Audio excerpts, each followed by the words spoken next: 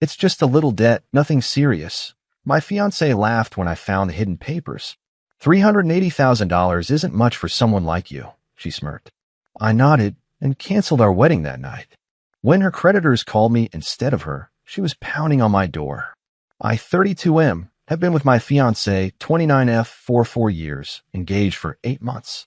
I work in tech, make decent money, and have always been careful with my finances. My fiancé works in marketing, makes good money too, but has always been more with spending. I was clearing out our spare room last Tuesday to make space for some wedding gifts when I found a file folder tucked between the wall and bookshelf. Inside were loan statements, credit card bills, collection notices, all in my fiancé's name, all showing massive debt. $380,000 worth of debt. Credit cards maxed out, personal loans, even a second mortgage on a property I didn't know she owned. Some collection notices dated back to before we met. When my fiancé got home that evening, I had the folder on the coffee table. She froze when she saw it. What's that? She asked, though her face said she knew exactly what it was. Found this while cleaning. Care to explain? I kept my voice calm even though I was freaking out inside. She laughed. Actually, fucking laughed. Oh, that? It's just a little debt. Nothing serious. $380,000 isn't a little debt, I said. Why didn't you tell me before we got engaged? She sat down, unconcerned. $380,000 isn't much for someone like you. Someone like me? I was stunned. What does that mean? Come on, she smirked, crossing her arms. You make good money, your parents are loaded, and you've been saving forever. Once we're married, we'll just pay it off with your savings. No big deal. I felt like I'd been punched in the gut. My savings that she'd never contributed to. The money I'd worked 70-hour weeks for. Were you ever going to tell me? I asked. Eventually. After the wedding, probably. Why stress about it now? I didn't say much after that, just nodded and went about my evening like everything was normal. She seemed to think the conversation was over, crisis averted. That night, while she slept, I made some calls. Canceled the venue. Called my parents. Contacted the wedding planner. By morning, our wedding was officially off. I told her over breakfast. She laughed at first, thinking I was joking. When she realized I was serious, she went ballistic. Called me selfish, controlling, said I was overreacting to a few bills. I moved out that day, took everything important with me. Blocked her on everything except email, which I needed for practical stuff. 3 days later, her creditors started calling me. Somehow she'd given them my contact info without telling me. That's when she showed up at my temporary apartment, pounding on the door, screaming that I needed to fix this and that I'd ruined everything. I didn't open the door. Just texted her, your debt, your problem. She's been blowing up my phone from different numbers. Her friends have been messaging me saying I'm a monster for abandoning her when she needs me most. Am I crazy for walking away? She was literally planning to use me as her personal ATM without my knowledge. Feels like I dodged a bullet, but the way everyone's reacting has me second-guessing myself. Edit. Holy crap, this blew up. Thanks for the support. Yes, I've got copies of everything. And no, my name isn't on any of her debt. Checked with my attorney yesterday. I'll update when there's more tea to spill. Update 1. First, thanks for all the support on my last post. The messages help me feel less crazy about my decision. It's been a week since I canceled the wedding, and shit has hit the fan in spectacular fashion. My fiancé's mother showed up at my parent house, I'm not even staying there, and made a scene on their front lawn about how I was destroying her daughter's life over a few financial mistakes. My dad just stood there with his arms crossed until she ran out of steam, then said, if $380,000 is just a few mistakes, I'd hate to see what you consider a serious problem. Then he went inside and locked the door. Absolute legend. Later that day, I got an email from my fiancé with a compromise. We go ahead with the wedding using my money OFC, and she'd agreed to credit counseling afterward. She even attached a budget showing how we could pay off her debt in just 12 years using MY income and savings. The audacity, I swear. I didn't respond, which triggered an avalanche of texts from her friends. One wrote, you could at least talk to her instead of being such a coward. She made some mistakes, but she loves you. Yeah, loves my wallet maybe. Then I checked my credit report, thanks to those who suggested this. Found 2 credit inquiries from the past month I never authorized. Called the banks. Someone had applied for loans in my name but were rejected due to inconsistencies. The applications listed my fiance's phone number. I've frozen my credit and filed a police report. Yesterday, I met with my attorney. He confirmed I have no legal obligation to her debt, and the unauthorized credit applications could be considered identity theft. The wildest part, I was at a coffee shop when I overheard my fiancé at a nearby table, hidden behind a divider. She was telling her maid of honor, he'll come around. He's too nice to actually go through with canceling everything. Her friend asked, but what if he doesn't? Then I'll have to move to Plan B. I still have his grandmother's ring.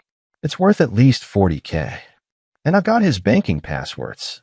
Emergency fund, the ring was still in our apartment, and there was one investment account I hadn't updated passwords for. I left without them seeing me, called my attorney, and headed straight to my old apartment with a police escort to get my grandmother's ring. My fiancée wasn't home, but her sister was there collecting some things. The look on her face when I walked in with a cop, priceless. Got the ring. Changed all passwords. Moved money from that old account to a new bank. Documented everything. When my fiancée found out, she called screaming about how I humiliated her and how the ring was rightfully hers. I just hung up. Her creditors called daily. I blocked about 15 different numbers. Turns out she's listed me as her fiancé/future spouse on multiple applications. Some mutual friends have started asking for my side because my fiancé is telling everyone I suddenly became controlling and freaked out over a little debt from college, $380,000 of college debt. Right.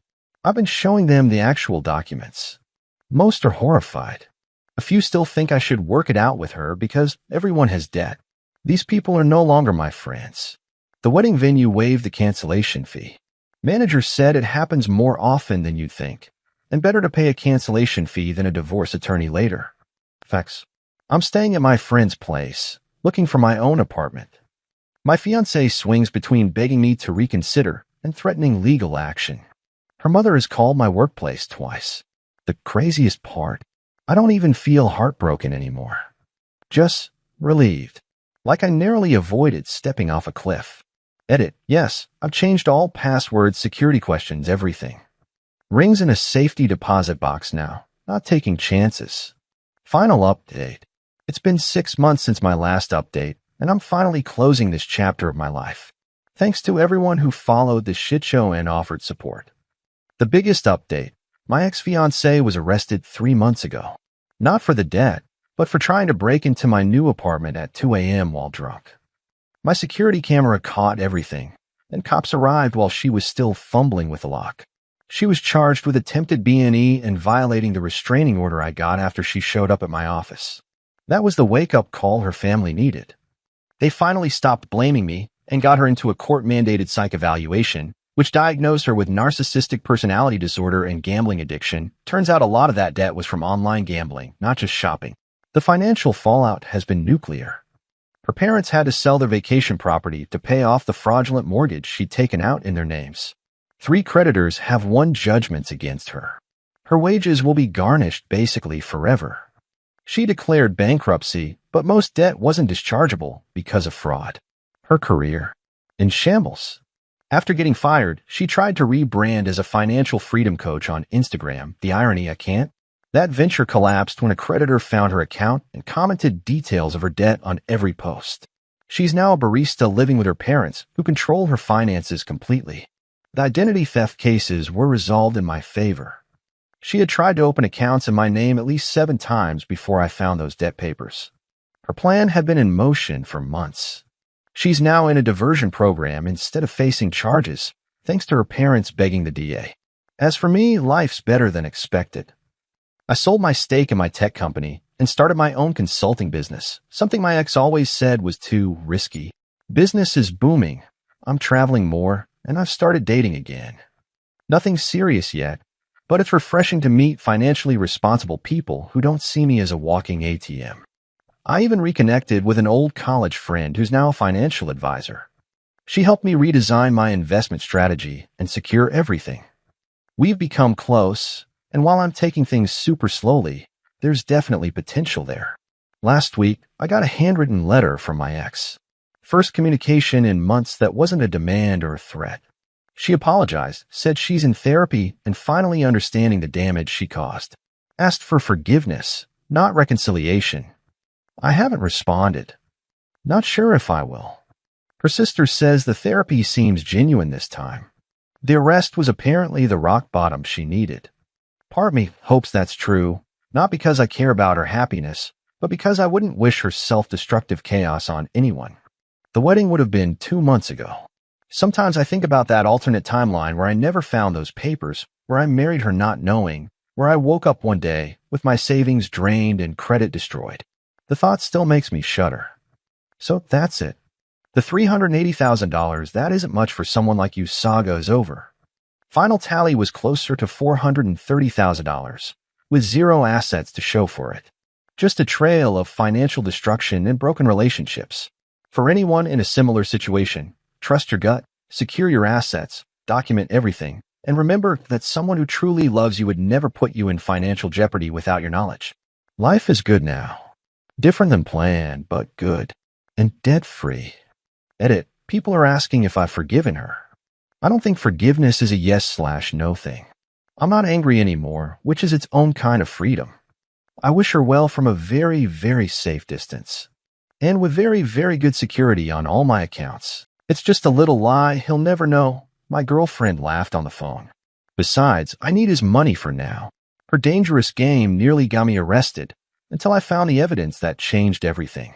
This morning, she was being questioned by police. I never thought I'd be making this kind of post, but holy shit, I need to get this off my chest. The past few weeks have been the most insane roller coaster of my life. Some background. 32M, have been dating my girlfriend, 29F, for about 2 years. Things were good, or so I thought.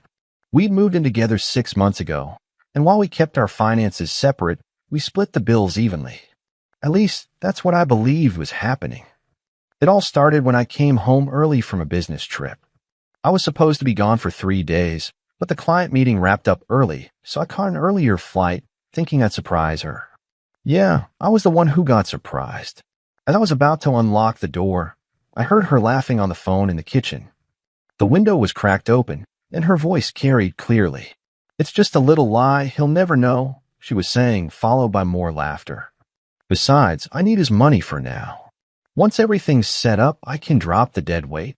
My stomach dropped. Instead of barging in, I quietly backed away, got in my car, and drove to a coffee shop. My hands were shaking as I pulled out my laptop. First, I checked our shared expenses app. Everything looked normal on the surface, but something felt off. I called the apartment management office, casually asking about our payment history. That's when I learned she hadn't paid her share of rent in 3 months. I've been covering the full amount without knowing it.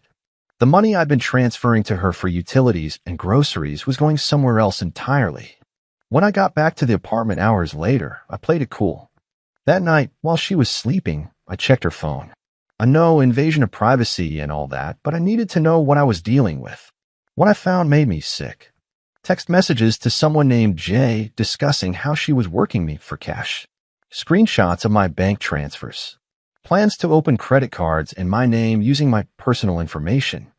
Worst of all, there were messages about planning something in my car that would solve all our problems at once if I ever caught on. When I searched the message history, I found references to drugs, specifically enough cocaine to get me charged with intent to distribute. I didn't sleep that night, or the next. I kept acting normal while secretly documenting everything, taking screenshots, recording conversations, and moving my important documents to a secure location. I also started checking my car thoroughly before driving it. I was planning my exit strategy when disaster struck. I got pulled over for a broken taillight I didn't know about. The officer seemed suspicious from the start, asking if he could search my vehicle. I refused, but he claimed he smelled something suspicious and proceeded anyway. When he found a package under the spare tire in my trunk, I nearly passed out. She'd actually done it. I was handcuffed and taken to the station while they tested the substance. The only thing that saved me was my paranoia. After finding those messages, I'd installed a dash cam with a feature that recorded when the car was parked. I told the detective about it, begged him to check the footage before booking me. Thank God he did. The footage clearly showed my girlfriend and a man I'd never seen before opening my car late at night 2 days earlier and hiding something in the trunk. I was released, but told not to leave town while they investigated further. That night, I stayed at a hotel and made some calls to a lawyer, to my bank, to my family. The next day, I went to the apartment with a police escort to collect my belongings. Her face when she saw the officers with me, that look of dawning horror as she realized her plan had backfired spectacularly. I'll never forget it. That was 5 days ago. This morning, my girlfriend and her accomplice, turns out Jay was her ex-boyfriend, were brought in for questioning. They found evidence linking them to 2 other similar scams with former boyfriends. The package in my car was just the tip of the iceberg. I'm staying with my brother now, trying to rebuild my life. My credit is frozen, my accounts are secure, and I'm pressing charges to the fullest extent. To think I was planning to propose next month. The ring is already returned, and somehow that feels like the least of what I've lost. Edit. Wow, this blew up overnight. Thanks for all the support. Yes, I'm pressing charges. No, I hadn't noticed any red flags before. She was incredibly careful. Update. First, thanks for all the comments on my original post. Wasn't expecting that kind of response, TBH. My girlfriend was released on bail 2 days after being questioned. Her parents posted it. Apparently they're loaded, which explains a lot about her entitlement issues. The detective warned me to be careful since she'd been ordered to stay away from me. I didn't realize how right he would be. The day after her release, I started getting calls from friends asking why I'd planted drugs in my own car to frame my girlfriend. She was spinning a completely different story, claiming I was abusive, controlling with money, and had set her up because she was planning to leave me. Some mutual friends actually believed her. That stung. Then things escalated. My boss called me into his office looking super uncomfortable. Someone had emailed the company claiming I had a drug problem and had been stealing from clients. Thankfully, I'd already given my boss a heads up about the situation, and he saw through the BS. But it didn't stop there. Her ex-boyfriend, the mysterious Jay, showed up at my brother's house. How he found the address, I don't know. He tried to intimidate my brother, saying I needed to drop everything or things would get really unpleasant. My brother's security camera caught the whole interaction, and we immediately reported it. Turns out this violated the conditions of Jay's bail. He was rearrested the next day. The real breakthrough came when the police searched Jay's apartment. They found a notebook, an actual physical notebook, where my girlfriend had written down her scams in detail. Not just mine, but 3 other guys before me. The notebook included bank account numbers, social security numbers, credit card info, and step-by-step plans. Who TF keeps a physical record of their crimes? Someone who thinks they'll never get caught, I guess. The prosecutor called yesterday. With the new evidence, they're upgrading the charges to include conspiracy, identity theft, fraud, and attempted drug trafficking. My girlfriend is looking at serious prison time if convicted. Her parents showed up at my workplace yesterday, offering me money, a lot of money, to drop the charges. When I refused, her father threatened to make my life difficult. Little does he know how difficult their daughter already made it. The police recommended I get a restraining order against the parents too, which I did this morning. I'm also staying at an Airbnb that no one knows about, just to be safe. One small victory. I checked my credit report and found she had actually managed to open a credit card in my name. I was able to prove fraud and get it removed. The card had a $12,000 balance on it. All designer clothes and spa treatments, based on a transaction history. My lawyer says we have a strong civil case as well, though collecting damages might be tough if she goes to prison. I've been going through old text messages and emails, and it's scary how many little lies I caught in retrospect. Claims about where she was, who she was with, what she spent money on. I ignored so many red flags because I wanted to believe her. Never again. Edit. Yes, the police have contacted her previous victims. One guy actually went to prison for 8 months because of drugs she planted. The prosecutor is working to get his case reopened. Final update. It's been 4 months since my last update. The trial concluded last week, and this nightmare is finally over. My girlfriend and Jay were both found guilty on all counts. That notebook was the nail in the coffin, page after page of detailed plans, targets, and successes going back years. My girlfriend got 8 years in state prison. Jay got 12 years because he had prior convictions. Her parents looked shell-shocked as the sentences were read. I think they truly believed their money would make this all go away. The trial itself was rough. 4 days of testimony, including mine. Her defense tried to paint me as controlling and abusive, but it fell apart when they showed the dashcam footage. There's no explaining away video of her planting drugs in my car while laughing about how long I'd be in prison. All 5 victims testified, myself and the 4 men before me. Same tactics, same lies, same gradual draining of funds. One guy lost his house and had to move in with his elderly parents. Another lost custody of his kids temporarily when she planted drugs in his apartment. Throughout the trial, my girlfriend showed zero remorse. She would roll her eyes during testimony, pass notes to her attorney, even smirk at certain points. The jury noticed. They specifically mentioned her callous demeanor as a factor in believing the prosecution. After the verdict, a juror approached me in the hallway. "We believed you from the start," she said. "No one should have to go through what you did." That validation meant more than I can express. The financial aftermath is still messy. I've recovered some money through insurance and fraud claims, but I'm still down about $23,000 overall. My lawyer says I can pursue a civil case, but realistically, I'll never see that money. My girlfriend spent it all on designer clothes, expensive restaurants, and gifts for Jay. Her parents approached me after the sentencing.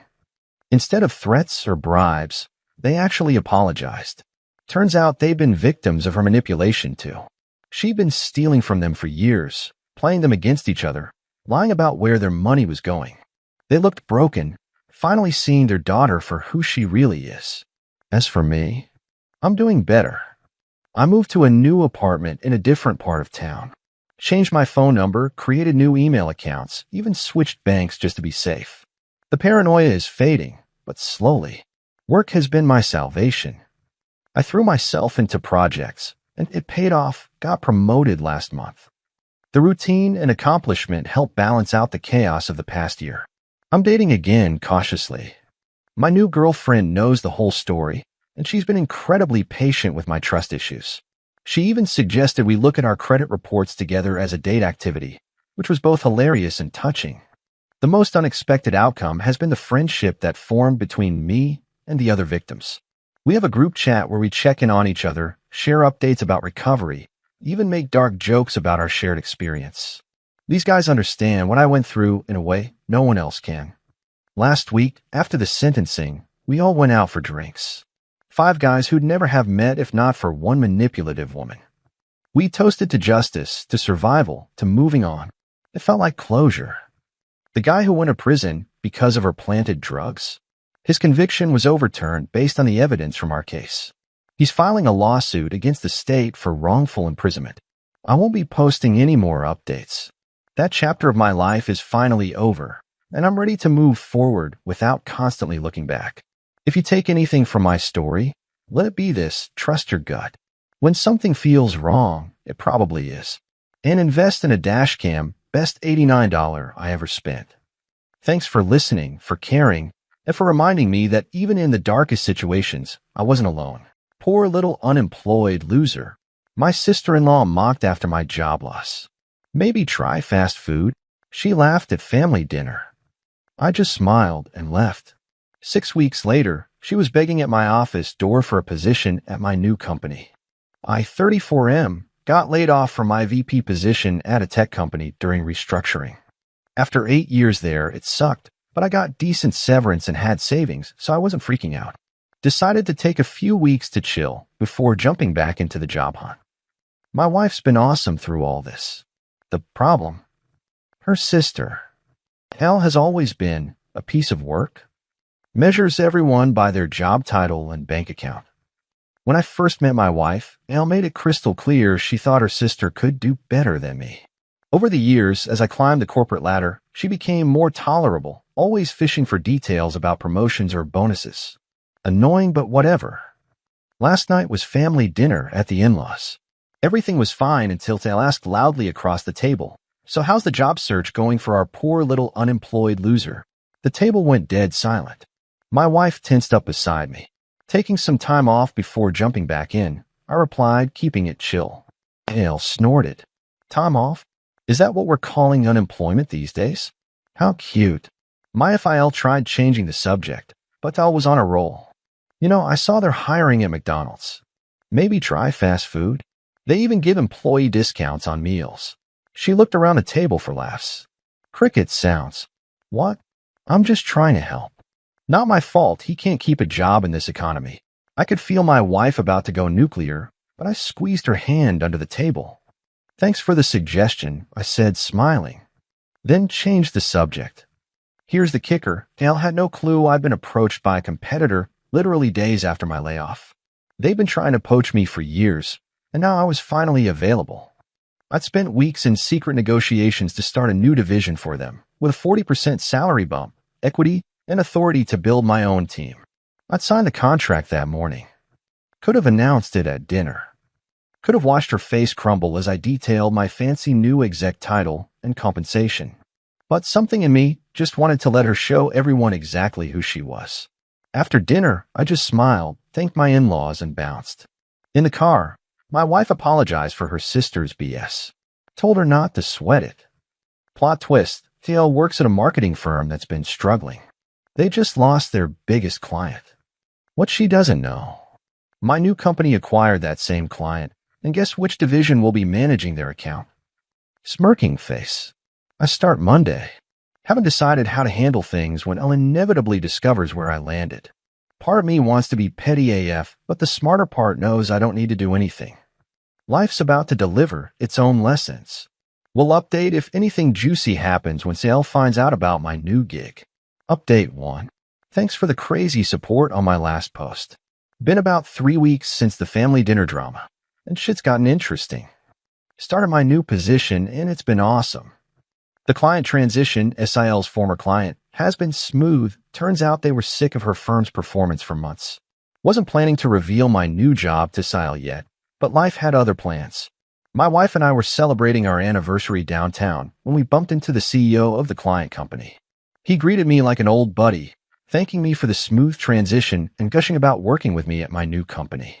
Meanwhile, SAL and her husband were at a nearby table, obviously eavesdropping. The look on her face? Priceless, shock, confusion, and dawning horror all at once. She marched over after the CEO left.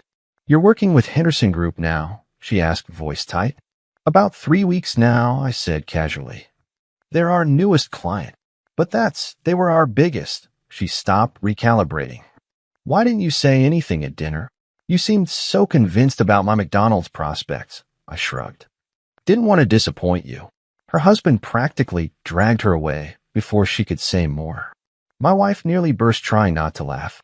Next morning, my phone blew up with text from Dale. Asterisk, why didn't you tell me you were working with Henderson? Asterisk. Asterisk, did you poach them from us on purpose? Asterisk. Asterisk, this is affecting our company. We had to let people go because of losing that account. Asterisk. I left her on read. Partly because I was legit busy, but mostly because I didn't know her jack. Later that day, got an email from SIL's boss requesting a meeting. They wanted to discuss a potential partnership. When I asked why they reached out specifically to me, the boss mentioned Dale had spoken highly of my capabilities and suggested the meeting. Oh well, the irony. During the meeting, I discovered SIL's company was in worse shape than I'd realized. Losing Henderson was just one in a string of client exits. They'd already cut 15% of staff with more layoffs coming. I heard them out but declined the partnership. Their proposal was trash for us, and honestly, I wasn't about to throw SIL's company a lifeline. Next family dinner, Elle was weirdly quiet, barely making eye contact. When FIL asked about my new job, I gave a basic overview, keeping it modest. Elle bounced before dessert. Wife told me later that her sister's department was being restructured, and her position was under review. The exact same corporate speak my company used before my layoff. Not celebrating her potential unemployment. Being jobless sucks regardless. But damn if the universe doesn't have perfect timing sometimes. More updates coming. This is just getting good. Update 2. It's been 6 weeks since my first post, and holy shit did things escalate. Wasn't planning another update, but after yesterday's office showdown, I gotta share. The situation. Last week, Elle got officially laid off. According to my wife, her company gutted middle management entirely. Dale's been on social media posting vague crap about loyalty and karma. Well, the irony. Meanwhile, my company's killing it. The Henderson account is exceeding projections, and we're expanding. My boss greenlit 2 new senior positions with competitive packages. Job listings went live Friday.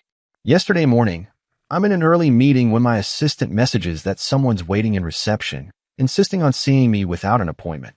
3 guesses who, and the first 2 don't count. Found Sale in our lobby clutching a portfolio, looking way less smug than usual. When she spotted me, she plastered on a fake smile. Figured I'd drop by instead of calling, she said. Saw the job posting and wanted to deliver my resume personally. I just stared. You're applying for a position on my team? Well, yes. I have years of experience with Henderson and let me get this straight. I cut her off. You want to work for the poor little unemployed loser who should be flipping burgers?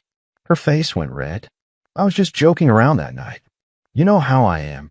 I do know how you are. That's the problem. She glanced around nervously. Can we talk privately? Please. Against my better judgment, I took her to my office. Soon as the door closed, the act dropped. I need this job, she admitted, voice cracking. No one's hiring at my level, and our mortgage. She stopped herself. I'm good at what I do. You know that. And I already know the Henderson account inside and out. Why would I hire someone who clearly has zero respect for me? That was before I knew about your position. I wouldn't have said those things if you'd known I was an executive again. Not helping your case. She looked desperate now. What do you want me to say? That I'm sorry? Fine, I'm sorry. It was a stupid joke. I leaned back. Look, I don't doubt your professional skills. You're good at your job. But I'm building a team based on mutual respect and emotional intelligence. I can do that, she insisted. Can you? Because in 8 years, I've never seen evidence of it. She went quiet. People can change. They can, I agreed. But usually not without some serious self-reflection. I handed back her portfolio. Applications go through HR first. If your qualifications match, you'll go through the same process as everyone else. I won't block you, but I won't give you special treatment either. As she was leaving, she turned back. For what it's worth, I really am sorry. Not just because I need the job, but because I was wrong about you. Always have been. After she left, I checked her application in our system. Truth is, she is qualified. Her Henderson experience will be valuable, and her references were solid. Part of me wanted to find any excuse to reject her. It will be so easy to let personal shit dictate my decision. But the part of me that earned this executive position knew better. So I recused myself from her interview process and asked my colleague to handle it. If she's the best candidate, she gets the job. If not, she doesn't. Simple. Told my wife about it that night, expecting conflict, and I asked her sister. But she surprised me. You're a better person than I am, she said. I'd make her grovel way more. I laughed. She did plenty of that already. Interviews are next week. Not sure there'll be much more to this story. Sometimes the most satisfying karma isn't revenge. It's watching someone realize their own mistakes while you take the high road. Final update. Been about 3 months since my last update. Time to wrap this up. The big question. Dale get the job? Yes and no. After interviews, my colleague told me SIL was technically among the top candidates, but they had concerns about culture fit. During her panel interview, she came off as condescending toward one of the junior team members. Rather than reject her outright, we offered a 3-month contract instead of the full-time role. This would let both sides see if it was a good fit before committing long-term. When I called with the offer, her reaction was predictable. A contract? That's all. It's what we offer anyone with culture fit concerns. Not personal company policy. Long pause. Would I report directly to you? No. You be under the project director, who reports to me. Another pause. I'll take it. Her first few weeks were awkward AF. She did solid work but kept her distance. I made sure to be completely professional, not too harsh, not too friendly. About a month in, something changed. During a team meeting, SAL suggested an approach that directly contradicted mine. In the past, she would have backed down immediately. Instead, she calmly explained her reasoning with data to back it up. And she was right.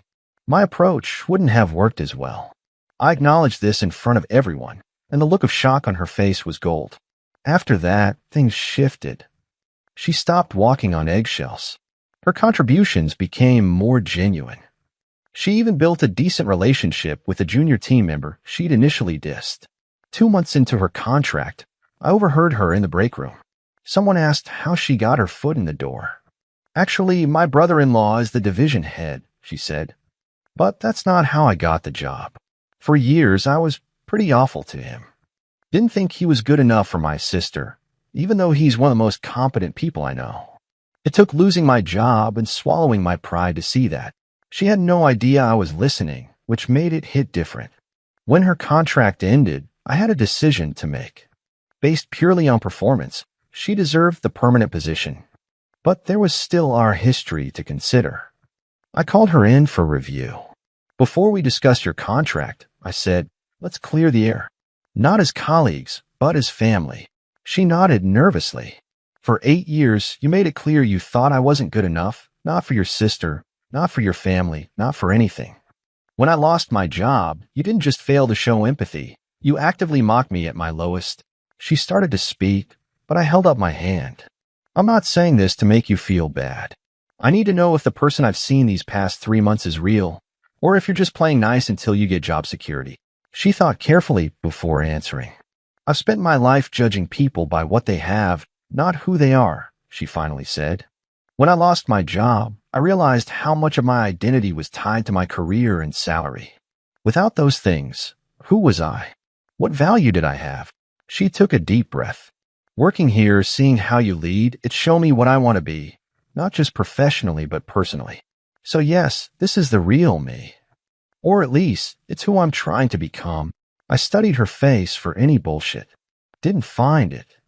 In that case, I said, sliding over a folder, I'd like to offer you a permanent position.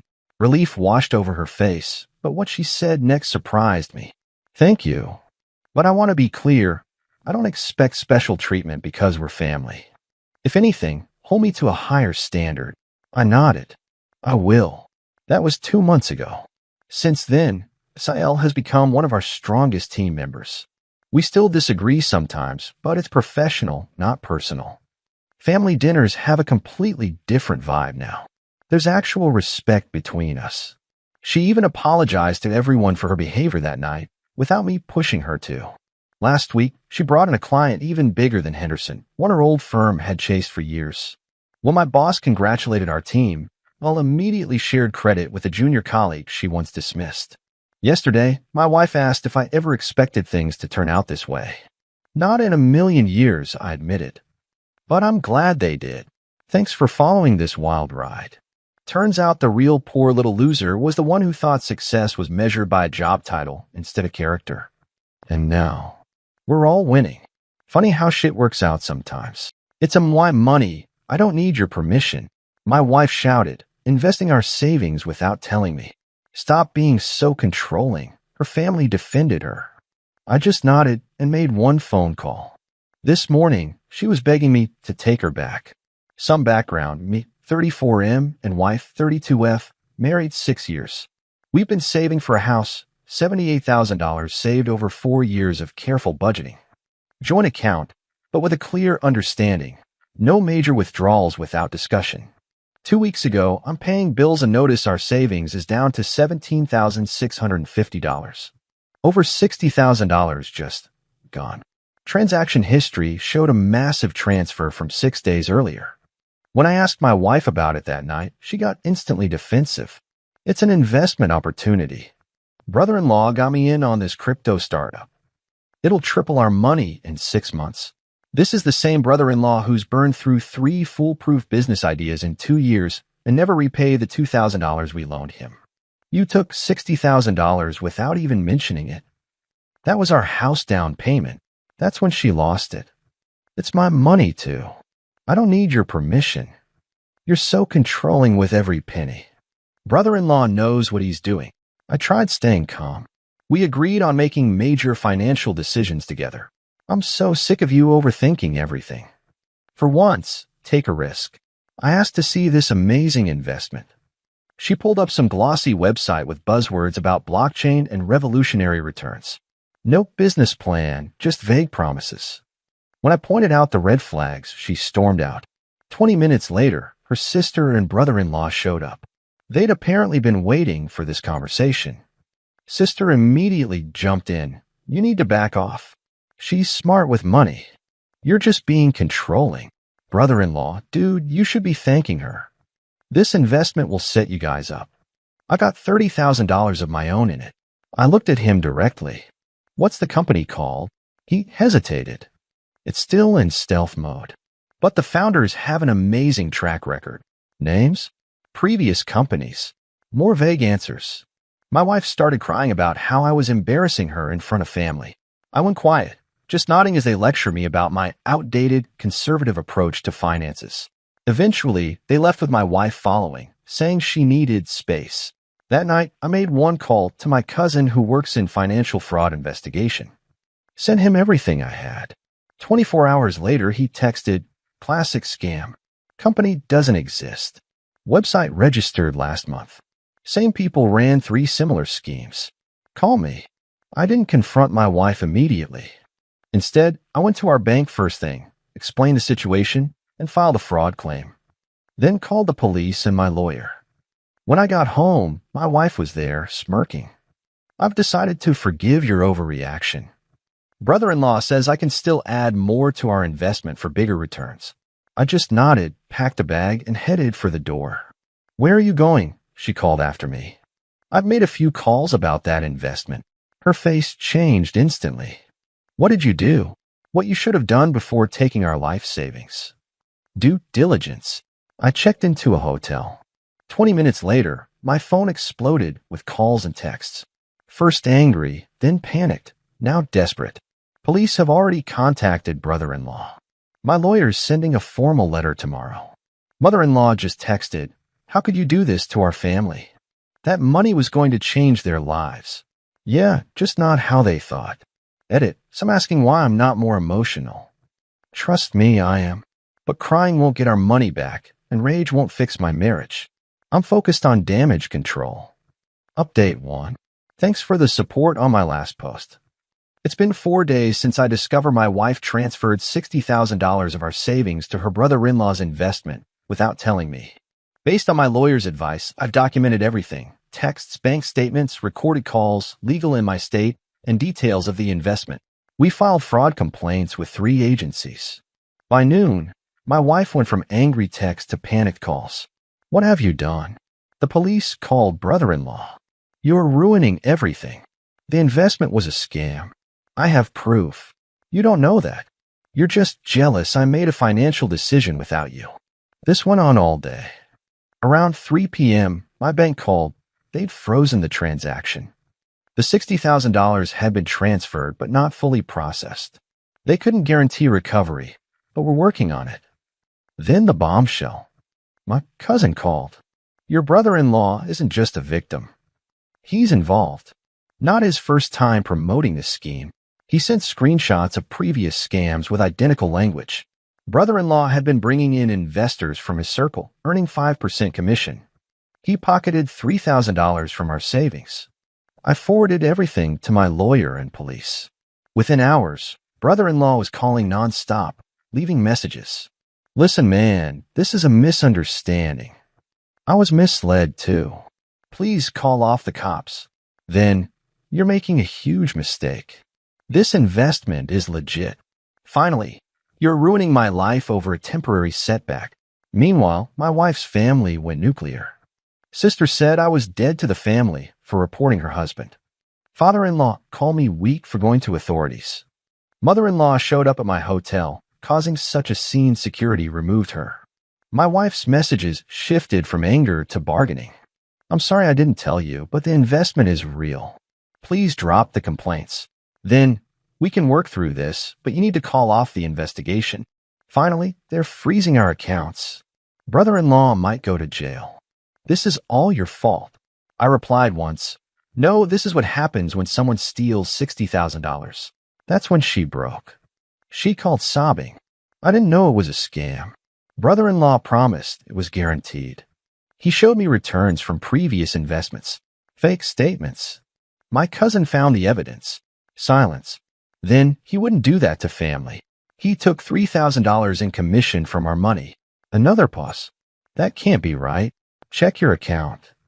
The transfer was for $60,000, but only $57,000 went to the investment. I heard typing, then a sharp breath. Oh my God. What have I done? I've moved to my brother's place. Police have opened a formal investigation into brother-in-law and his partners. Bank says there's about a 70% chance we can recover most of the money. My wife's calling nonstop in full panic mode. Her family's suddenly gone quiet since police expanded their investigation. Not sure what happens to our marriage now. The money hurts, but the breach of trust is what's killing me. She didn't just make a financial decision without me. She actively hid it, defended it, and let her family attack me. When I mentioned divorce, she completely broke down, begging for another chance, offering counseling, promising to cut off her family. Part of me wants to believe her. The other part keeps hearing, it's my money. I don't need your permission, while her family nodded along. Update 2. It's been exactly 6 months since everything went down, and many have asked for an update, so here goes. First, the aftermath. Brother-in-law was arrested not just for our situation, but for multiple investment scams over 18 months. My report unraveled his whole operation. Investigators found he'd scammed 7 other families, including his own parents. He wasn't just collecting commissions. Sometimes he pocketed the entire investment. My wife completely broke down. She showed up at my brother's place sobbing. I trusted him. He's family. How could he do this? The same question I had about her. The family imploded spectacularly. Sister first called screaming that I'd set up her husband out of jealousy. 24 hours later, she called back in a hollow voice. The police showed me everything. He's been lying for years. Our house, our cars, all built on stealing from family. Their lavish lifestyle, the one my wife envied, was funded by scamming relatives. That luxury SUV my wife admired, bought with her cousin's retirement savings. Their vacation home, funded by his parents. Sister filed for divorce and cooperated with investigators. In-laws discovered brother-in-law had taken $120,000 from them last year for a non-existent real estate opportunity. The family text chain went silent. Father-in-law's last message. We were wrong about everything. Financial resolution. We recovered $52,000 immediately and through legal proceedings got back another $4,000. Only $4,000 lost. Incredibly lucky for these scams. As for my marriage, after 3 months living separately, weekly couples therapy, and individual counseling, I moved back home on a trial basis with conditions. 1, complete financial transparency. 2, limited contact with her family. 3, continued therapy. 4, 6-month review of our decision. During therapy, my wife had a breakthrough. I grew up believing financial control was the only real power women had in marriage. Mom always said men would try to control our money to control us. When you question the investment, I heard Mom's warnings, not your concerns. It didn't excuse her actions, but explained her explosive reaction. The real test came when we restarted our house hunt. During mortgage application, she discovered her credit was damaged by the fraud investigation. Instead of hiding this, she called immediately, explained everything, and suggested we delay purchasing for 6 months while she repaired her credit. It's our future. We should make this decision together. Those words, so different from "it's my money," showed real change. On our anniversary, during our 6-month review, she surprised me. Only continue if you truly want to. Not out of obligation, but because you can trust me again. If you can't, we should end things cleanly. After reflection, I decided to stay. Not because everything's perfect or I've forgotten what happened, but because we've both grown tremendously. The marriage we're building now is healthier than before. We signed a post-nuptial agreement she drafted, not because I expect to use it, but as a symbol of her commitment to partnership. Her family remains distant. In-laws are trying to rebuild relationships, but it's slow. Sister occasionally reaches out but remains defensive about enabling brother-in-law. Brother-in-law pled guilty and is serving 4 years. His plea deal helped catch the larger scam operation. We're closing on a house next month, smaller than originally planned, but ours. We've rebuilt our savings with better security measures, and my wife has embraced legitimate financial education. Sometimes I wonder if I made the right choice. Trust, once broken, never heals the same. But as my therapist said, the question isn't whether you can go back to what you had. It's whether what you're building now is worth moving forward for. What we have now is better, more honest, equal, with clearer boundaries and better communication. The crisis that nearly ended our marriage ultimately transformed it. For anyone facing similar betrayal, take your time deciding. People can change, but change must be their choice, not just reaction to consequences. Watch for actions, not words. Set boundaries and stick to them. Forgiveness doesn't mean forgetting or removing accountability. I don't know what our future holds, but for the first time in 6 months, I'm cautiously optimistic. Edit. Yes, I'm still in contact with my cousin who exposed the scam. He's coming to dinner next week. My wife insisted on thanking him for saving us from the worst mistake of our lives.